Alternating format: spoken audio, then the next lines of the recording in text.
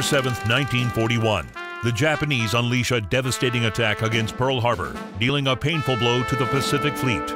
More than 2,000 American servicemen perish while attempting to repel the onslaught. And although the attack fails to knock out the strategically important aircraft carriers, it succeeds in shaking the American people to the core. Entering the war is no longer a choice. It is a necessity. On December 11, Nazi Germany declares war against the United States. Just a few days later, Operation Paukenschlag is put in motion by the commander of U-boats, Karl Dönitz. This long-range operation is an attempt to cripple the U.S. merchant fleet, which holds a key role in supplying Great Britain in its struggle against Hitler. All along the U.S. East Coast, German U-boats sink hundreds of American tankers and cargo ships, slowly tightening the noose around the neck of Great Britain.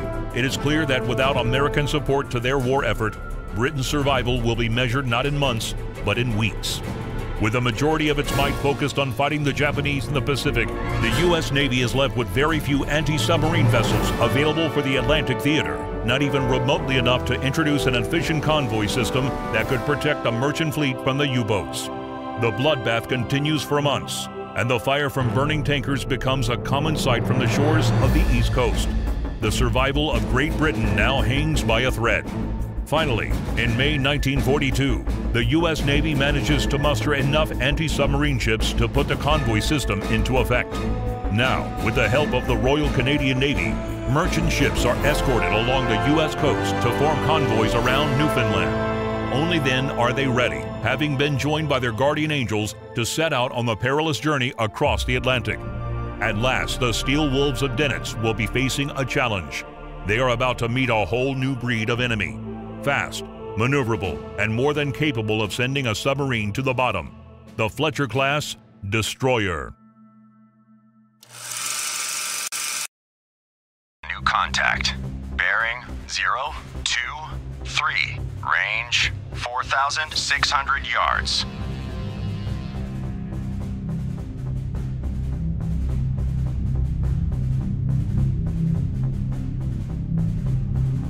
All engines back, 1/3.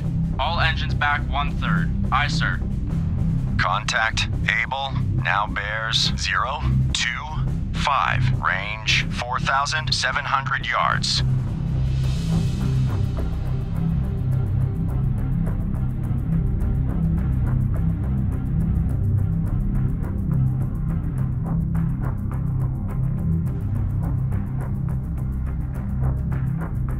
Contact Able now bears 027. Range 4,600 yards. All engines stop.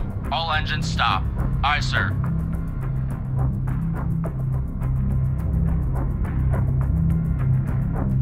Ready depth charges, medium pattern.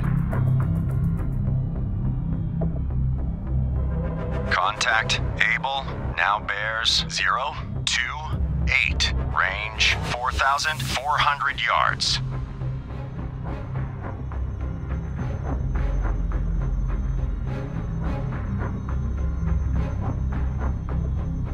All engines ahead, 1/3. All engines ahead, 1/3. Aye, sir. Contact Able now bears 029. Range 4,200 yards. Fire 1. All engines ahead, 2/3. All engines ahead, 2/3. Aye, sir. Fire 2.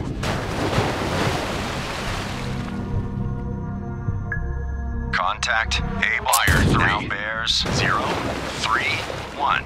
Range 3,900 yards.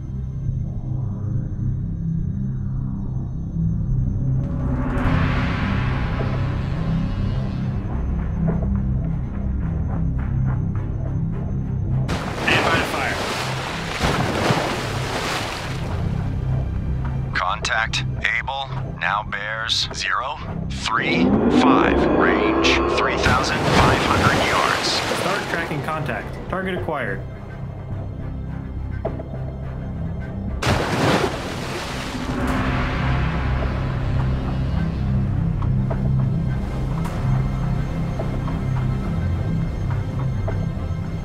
Contact Able now bears 39er, range 3,200 yards.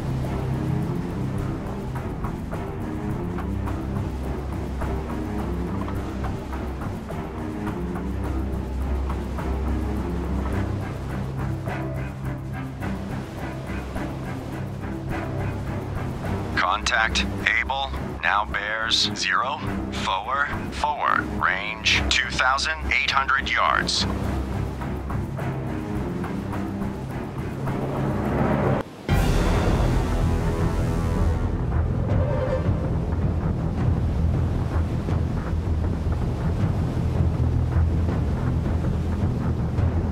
Contact Able, now bears 0, 50, range 2,500 yards. All engines ahead full. All engines ahead full. Aye, sir. All engines ahead flank. All engines ahead flank. Aye, sir. All engines ahead full. All engines ahead full. Aye, sir. Contact Able, now bears 0, 59er, range 2,200 yards. All engines ahead standard. All engines ahead standard. Aye, sir. Ready depth charges. Deep pattern.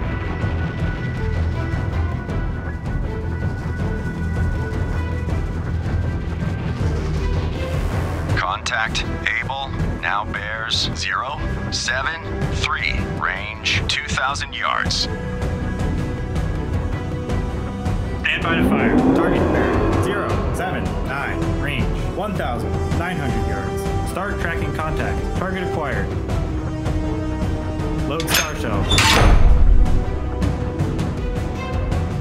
Contact Able, now bears 0, 9er, 0, range 1,900 yards.